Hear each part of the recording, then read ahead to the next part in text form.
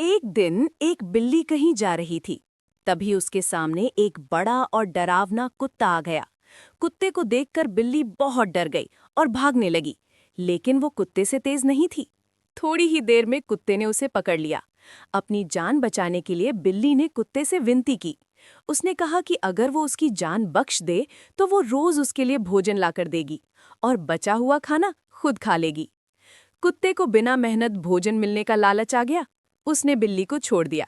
इस तरह बिल्ली ने अपनी बुद्धिमानी से अपनी जान बचा ली।